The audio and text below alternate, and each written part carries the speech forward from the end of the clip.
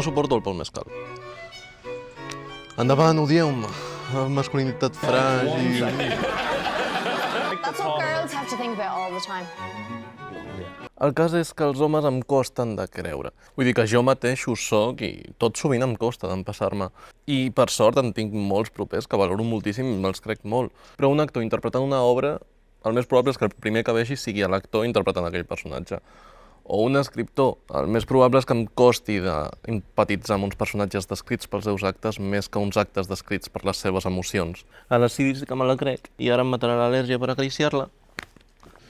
Que al final tot això sé que són prejudicis, igual que dur tote bag amb normal people, una càmera analògica i pantalons curts. Però crec que és aquesta hipocresia i aquesta autocrítica la que em fan no ser diferent davant d'homes cis i de dones cis. I el mescal em fa una mica aquestes vibes, no? I igual que em resigno a llegir el llibre de Normal People, em resigno a mirar la sèrie. Una sèrie feta per passar-ho malament. Hòstia, no tenim prou amb la vida. No. Però el cas és que avui, com podeu veure, vaig de dol. Perquè m'he passat el meu orgull. M'he cregut After Sun, miraré Gladiator 2 i m'he llegit un llibre de la Sally Rooney. I el pitjor encara, m'ha agradat.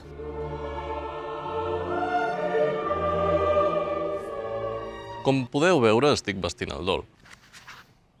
Tot el que viu ha de morir. Imaginem que aquest llibre és intermezzo. Aviso ja que sóc un hipòcrita perquè m'ha agradat prou. Un dels punts centrals d'aquest llibre trobo que és el dol. Ja només a la primera pàgina veiem que la mort del pare és l'inici del conflicte que es desenvolupa durant tot el llibre. I joder, que empàtica que has de ser per agafar el tema d'on neix més pur i aplicar-ho a d'altres aspectes. Una malaltia crònica, un divorç o una relació familiar que no acaba de fluir. I lo fort d'això és que, aplicat al dol en tots aquests temes, me la crec. No com no em crec el Paul Mescal. Un dol sempre és un dol, però la Sally Rooney deixa clar que no es pot aplicar el mateix procés a un dol causat per la mort que a un dol en vida. El meu dol és el d'haver de renunciar a uns ideals per adonar-me que no tenia raó. M'ha agradat Intermezzo i m'agradaria llegir-me Normal People, però trobo que no estic preparat encara. No puc. Això no és Eternal Sunshine of the Spotless Mind ni la ciència-ficció dels Amics de les Arts, que és una història totalment diferent. Sí, estan fent obres. Un canvi d'opinió és com posar-se unes ulleres. Me les posi o me les tregui, veuré més o menys, però segueixo sent la mateixa persona que era abans. No he oblidat qui era. El dol en vida és molt diferent. I la gran putada és que el dol no espera a ningú. Podem agafar la frase de tot el que viu ha de morir, però no la podem aplicar d'una forma universal, perquè a cada dol l'absència se sent diferent i hem d'assolir buits particulars.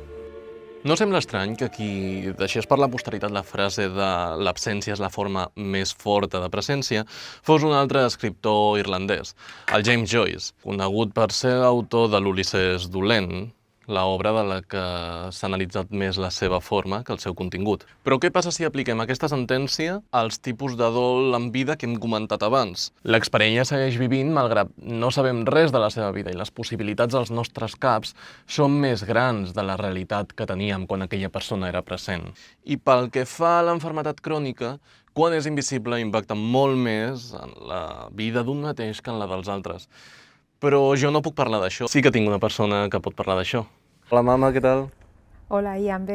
Pots explicar-nos una miqueta de la història amb la teva malaltia? Tinc un tumor d'hipòfisis al cervell, me'l van operar i en la segona operació em van deixar cega d'un ull, 10% al segon. I això no se'n nota gens a simple vista. Com afecta la teva vida? Tinc d'estar recordant moltes vegades que no hi veig, i per mi, el dia a dia, m'he tingut d'acostumar a fer una vida diferent a la que jo tenia. Hi ha coses que no les puc fer perquè no hi veig. Vale, gràcies. Llavors, si l'absència és tan present, quina és la solució a aquesta paradoxa? Digue-m'ho, Sally Rooney, un altre cop parlant amb llibres que no em respondran. Tampoc és aquest llibre perquè recordo que no el tinc. Però m'ha parlat, la Sally Rooney, a través d'un altre llibre, m'ha dit que la solució és enfocar la mirada en la constància. L'absència és una presència molt forta, però el cert és que quan deixa de ser en el seu moment i prou. I la constància té el poder d'invalidar els problemes puntuals. I ja em perdonareu que torni a treure la meva vena existencialista, però és que si la vida perd el sentit pel que sigui, qualsevol motiu és vàlid per seguir endavant. I si qualsevol àncora és vàlida, quina millor que aquella que requereix d'un esforç mutu perquè es mantingui en el temps, que doni resultats? No. Això ho parlarem en un altre vídeo. Tenir una planta és com una relació. La regues cada dia i li dones hores de sol perquè creixi, li surtin fulles i et doni flors i una puta merda. Això poder colava al segle anterior, però hem començat aquest vídeo parlant del Paul Mescal per algun motiu. No us sembla que la gent amb poder s'aprofita de la seva posició per donar-se una mica la raó, almenys per reafirmar una mica la seva autoestima? Com que si la majoria de gent accepta que ets bo per natura, no has de justificar tant els teus actes, no? A veure, una petita pausa i continuem, però és que arribats en aquest punt del vídeo m'he hagut de mirar diverses entrevistes del Paul Mescal i he de dir que potser m'equivocava. Sí que és veritat que trobo que no es comporta igual a les entrevistes que està majoritàriament envoltat d'homes que de dones, però al cap i a la fi això és una cosa que fem tothom, no? Adaptar-nos al nostre ambient. Llavors he intentat mirar una mica més enllà i m'he trobat que potser el fet que la gent li agrada tant és que no té por a mostrar les seves vulnerabilitats, els seus errors. Recuperant el fragment que he posat a l'inici del vídeo, el medi aleatori d'internet Best Movie recull les seves declaracions posteriors i diuen: és un missatge molt important, ha encertat, és el tipus de conversa que hauríem de tenir a diari o sol ser la persona més intel·ligent de la sala. A veure, que potser simplement ho diu per complir, però ho ha dit i és el que compta, no? Aquesta mena de processos mentals són els que fan de les relacions socials un motor tan fort de canvi. I tornem a l'exemple de la planta. La flora és passiva. Hi ha un subjecte actiu i un passiu. Bueno, en aquest cas no, perquè està una mica seca. I justament la gràcia dels vincles socials està en sumar. Fer perquè es mantinguin, sí, però alhora que construïm una visió del món i uns pensaments dels que no seríem capaços nosaltres sols. I és que ara cal posar-se les ulleres de la intel·ligència per parlar de matemàtiques un segon. No són meves les ulleres i m'estic manejant moltíssim, no veig tres en un burro. El cas és que un psicòleg fa temps em va parlar del teorema de la incompletud de Gödel, un teorema que diu que un propi sistema mai pot definir-se a si mateix en la seva totalitat.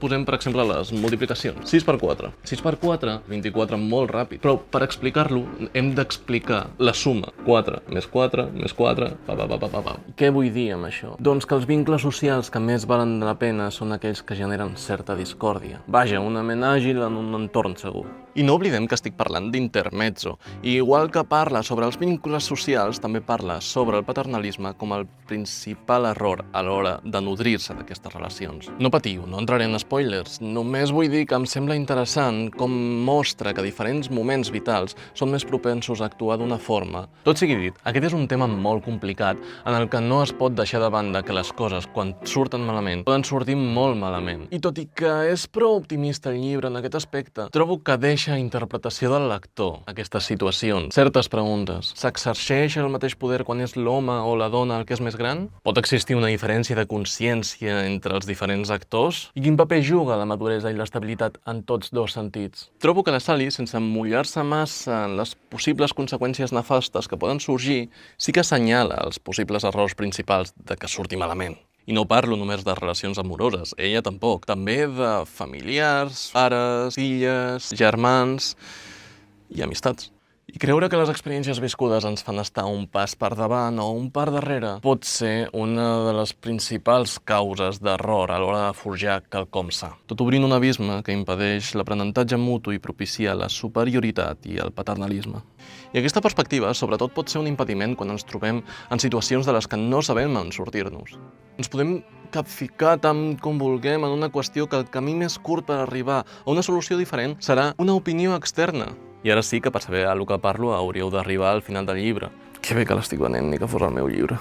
Però bueno, que el cas és que la vida no s'atura. Tirem endavant i seguim fent coses. I tot i que no les fem activament, el temps no s'atura. Serà breu, només una pinzellada a l'estil narratiu. I és que trobo que descriu perfectament el pas del temps. No s'atura pas quan els personatges han de pensar. De fet, si estan tenint una conversa, tot sovint donen una resposta abans d'estar convençuts d'ella. I si estan tenint una reflexió, el temps es veu condicionat per al viatge que estan fent del bar a casa seva. I de cara al lector, això és ideal, perquè és el propi lector el que dicta el ritme de l'obra. Però és que de cara als personatges és encara millor. els fa molt reals.